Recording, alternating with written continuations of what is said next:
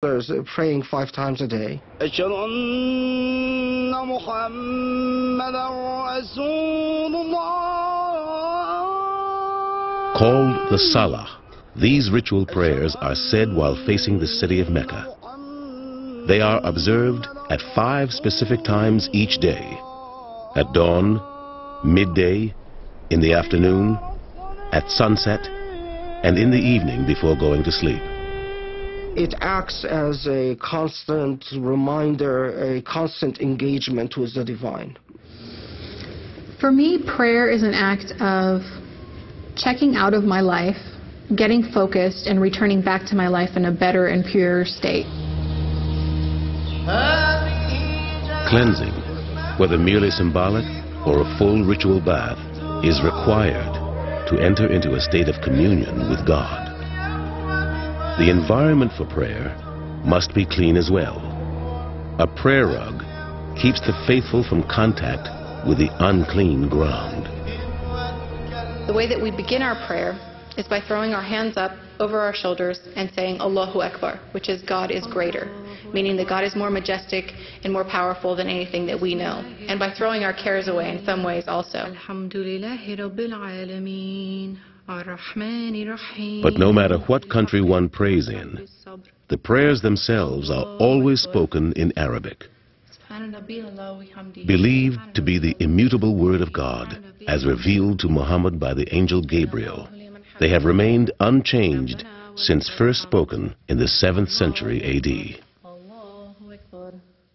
At that time, Muhammad's revelations and their message of a single true God offended many, and soon began to divide the tribe of the Quraysh. It would bring civil war to the sands of Arabia. The Prophet Muhammad succeeded in building a new community in the Arab world, a community that was not based on clan or tribe, but on faith. Within 100 years, that community and that faith spread rapidly into an empire that dominated much of the world. It was the first triumphant age of Islam, and it would not be the last.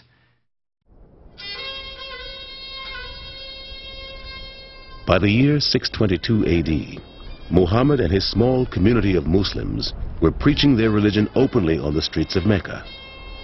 But their actions soon angered the idol worshippers and the tribal elders of the Quraysh.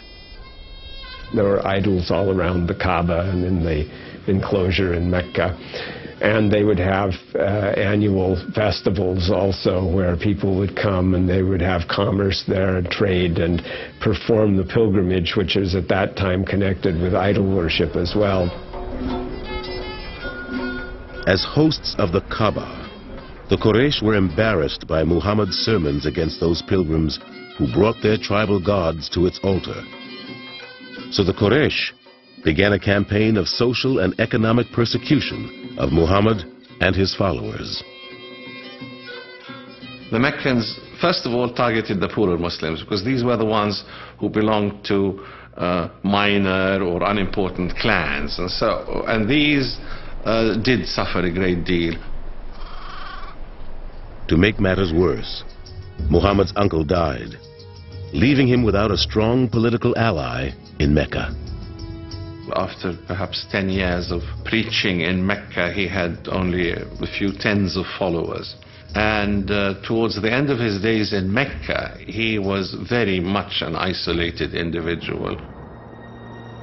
Despite his troubles in Mecca, Muhammad's reputation as a fair and honest trader was known throughout the region. 260 miles to the north, the elders of the small oasis of Yathrib sent a message to Muhammad. The tribes of their city were locked in clannish disputes and blood feuds. The people of Yathrib were interested in Muhammad because they wanted basically a peacekeeper, somebody who would arbitrate between them and settle their disputes. And so, Muhammad accepted their offer and began a journey to Yathrib known as the Hijrah, a journey so important it marks the year 0 in the Islamic lunar calendar. Hijrah gave them birth and life, resurrected them, and the Prophet moved from a hostile environment into a place where he could freely preach his message. In Yathrib, Muhammad set up the first planned community of Islam, called the Ummah, meaning community. He then set about making peace among the clans. So successful was Muhammad's leadership that the city soon changed its name from Yathrib to Medina, meaning City of the Prophet. But instead of peace, the Muslims of Medina soon faced open warfare. Enraged by Muslim gains, the Quraysh of Mecca responded by raising an enormous army to crush all those who worshipped Muhammad's God. The two sides faced each other at the Battle of Badr in 624. The Meccan army was more than twice as large, maybe 3 times as large as the Muslim force there. And even so, the Muslims completely triumphed over the Meccan army. But the conflicts continued over a period of 6 years. At one point, the Prophet himself was severely wounded. But finally, in 630 AD, the Muslims surrounded Mecca and forced its surrender.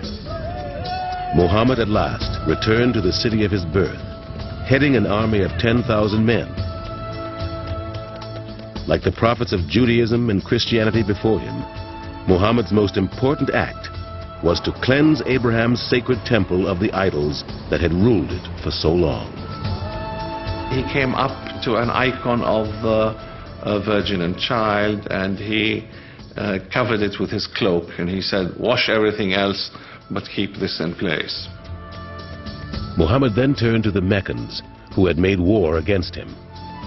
But instead of punishing them, he offered them their freedom on the condition they cease fighting.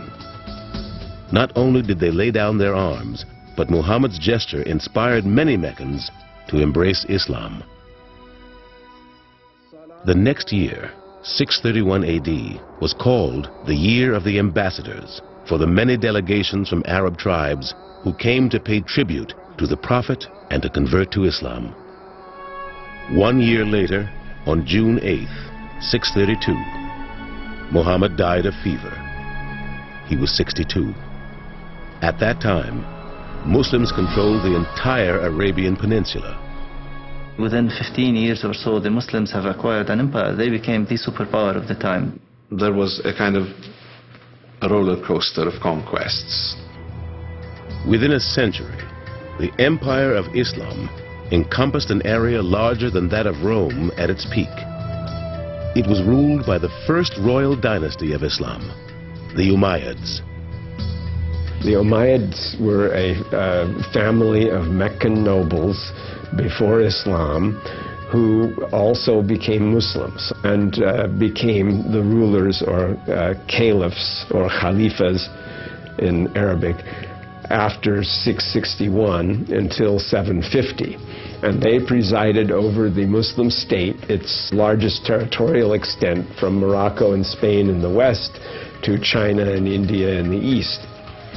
And with every conquest, thousands converted to the new religion, some at the edge of a sword. But the vast majority of conquered people embraced Islam slowly over generations.